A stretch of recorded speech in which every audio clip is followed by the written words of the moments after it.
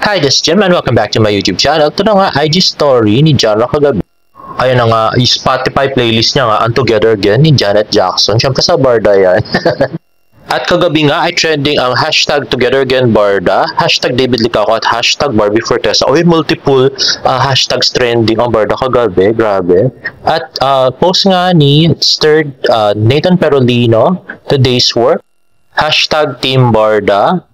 At ito naman, another post, ay meron palang nag-tweet at nagtanong, wala bang pasilip kahit kamay lang dun sa tweet ni Sir Nathan? At ito naman ang reply ni Sir Nathan, okay na yan ha. Ayun na nga, ang malaking kamay ni David na nakapatong sa maliit na balikat ni Miss Barbie Fortesa. At next naman ay ayan, it's a wrap, day 1, post ni Jara, at sabi nga ni Tingy, tweet nga ni Tingy, fit naman this time, hello DNBB, hashtag Together Again Barda, hashtag Barda. At ito naman, post ni Sir Nathan sa kanyang IG story kagabi. Ayan na nga, kasama na nga si Miss Sab at saka si Miss Diane, Team Barda. O yan, magkasama na si Barbie at saka si David. At kinausap nga natin, ang laki ng eyebag ni D. Ang cute nila, in fairness. At IG story nga ni Lucky Cardona, bump into this down-to-earth girl. Nice seeing you around, Barbie Fortesa. You guys made my day. At next nga ay TikTok video ni Jen. Spotted Barbie Fortesa at Starfield Library, Gangnam. At yan na nga, pasosyal na yung mga post ni Barbie ngayon at saka mga OOTD yan. Yung katulad ng dati, nung sila pa ni Jack, mukha siyang Jolox. Pero ngayon, magaganda na yung OOTD ni Barbie. Grabe, iba ka na talaga, girl. Ayan na nga. At yan, out of the country pa yung mga pinupuntahan niya. At Koreano pa yung napipicture sa kanya, guys. So from what it seems, mukha solo trip nga si Barbie, pero mukhang kumuha siya ng travel package sa isang agency. Kasi hindi ka naman makakapag-ganyan kung walang magpipicture sa'yo at hindi naman siguro siya uupa na lang doon, no? So sigurado naman, may nakuha siyang travel agency, guys. Korean travel agency na nag-guide sa kanya. At next naman ay post ni Tito Tony. So mukhang ito yung binili ni Barbie nung sa Rockwell. Ayan, Nike Zoom Bomero 5 chassis ko. Binili ni Barbie kay Tito Tony. At next naman ay post ni Genre, day 2 in Tagaytay. Ayan na nga. Ayan na, bigla nga nag-post sa FB si David Licauco ng good morning na may roses at feeling love. Uy, wow. Feeling love dahil kasama na si Barbie. Grabe. At ito nga, kinalkal nga ni Chinita yung good morning ni David na may roses. Sabi, ito nga, i-tweet niya noong February 13, 2013. Pag taken, red rose on Valentine's Day. Pag single, red horse on Valentine's Day. Oh, wow. Pinag-connect. At finally, na-solve na yung mga tweet ng mga Barda fans na mamaya ulit McDonald's. At nag-IG story nga si Dave.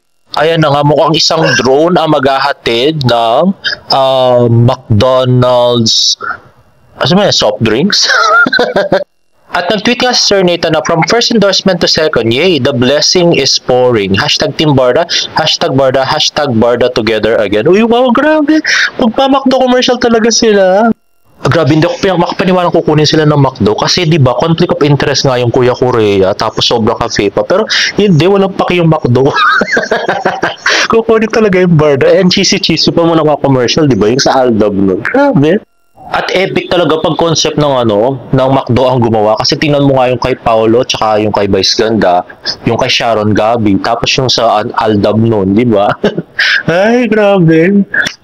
Ibang level na talaga to. At saka grabe yung sunod-sunod yung blessings ni David kasi from best actor, tapos dalawang endorsement shoot. The best time of his life talaga with Barbie. Grabe. I so love it.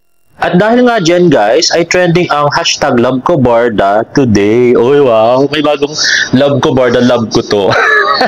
At next ay tweet ni Lavender, I am up here because I had a dream. I didn't let anyone or anything stop me from chasing my dreams. That was not the least, thank you to Barbie Fortesa. She inspired me to become a better person. At tweet nga ni Himig, nakakatawa lang at sinama pa ng 24 oras yung part ni Bibi. Thank you, 24 oras. Oo nga, thank you 24 oras. Doon sa report nila kagabi na sinama pa talaga yung part kay Barbie. Let's watch this. Best primetime drama series actor naman si David Licauco. I am up here because I had a dream and I didn't let anything or anyone stop me from chasing my dreams. It's O nga pala, sabihin natin, last but not the least, thank you to Barbie for talaga, really. She inspired me to become a better actor. At next na Instagram post, or TikTok post rather, ni Anduri, finally meeting up with my long-lost twin. Wedding nga. And next, another TikTok video by CM Anastasio, yung sobrang lapit mo kay David Licauco. O, diba? Napakagwapong si Mr. David Licauco. At yan na nga, si Mr. Rochelle. Hindi binanggit niyo isa. That's Mr. Rochelle. At in fairness naman kay David, talagang lumalayo siya pagdating kay S, no? Pakagaling. At next naman, eto yung interview ni Aubrey Carampel na hindi masyado maintindihan ng mga fans kasi masyado maingay. Let's watch this.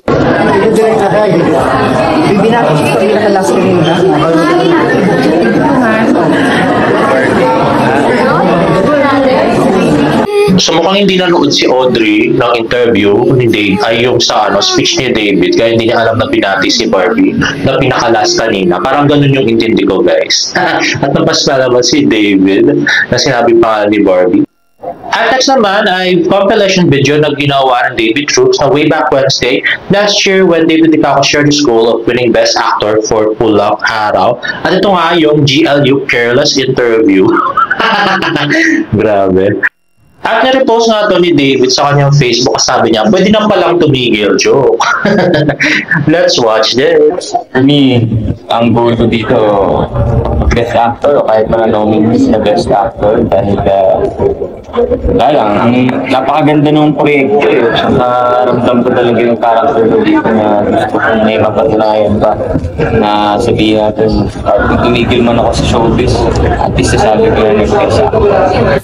I think before po lang araw kasi sinet ko yung, parang nagkaroon ako ng goal na gusto kong siguro, hopefully manalo ng ganda na award, diba? Kaya pala you notice the trophy. Yeah, parang yun kasi yung goal ko, hindi joke lang. Pero yun nga. Say it when it happens. At ayun na nga, David Licauco winning the Best Actor Award. So sana more Best Actor pa. Sana magkasama nga sila ni Barbie manalo ng acting award na sabay. Parang masaya. Sabay silang akit na stage. Grabe, parang yung sa dati, Platinum Stallion Awards dati. As the Best Primetime Drama Series Actor. At next nga ay sumagot nga si David kasi niyaya siya ng isang girl na mag-jogging sa UP. Pero sabi niya bukas, pero hindi niya pala alam yung schedule niya. At meron nga siya sagot doon sa video. Let's watch it. David, takbo tayo sa UP. Takbo tayo sa UP. Ikaw. Bukas. Wow! Bukas. Bye, David. See you sa UP. At yun nga, dahil hindi nga nakapunta si David kahapon, ay sabi niya, March 10 na lang, baka mga 5 p.m. O yun, natandaan nyo guys, UP, March 10, 5 p.m. Next ay gumawa si Kuya ng TikTok video kung kailan na-meet niya si David Licauco sa Apos Mall. Let's watch this. Kung alam nyo lang, lagi kami nga nag-uusap. Baka na kaya natin yung David. Ano kaya Sir David? 5'11", yan. Kaya yung dream come true. Kasi birthday ng Miss Wag sa kanong graduation, buong ginanap sa Mulito yun. Thank you po talaga, sir. Please to meet you na. Kahit busy kayo, che. Salamat. Ayan, picture mo. Ano kayo doon, please? Ano kayo, please? Ayan na nga, yung post ni Tita Eden, Life is Fleeting. Ayan na nga, Sydney Harbor Bridge. And another Instagram post from James Licauco, seeing differently with my acting shades. It's not being a big fan of the shades because I'm seeing the world in color, but the shades made me feel like I'm in an 80s film.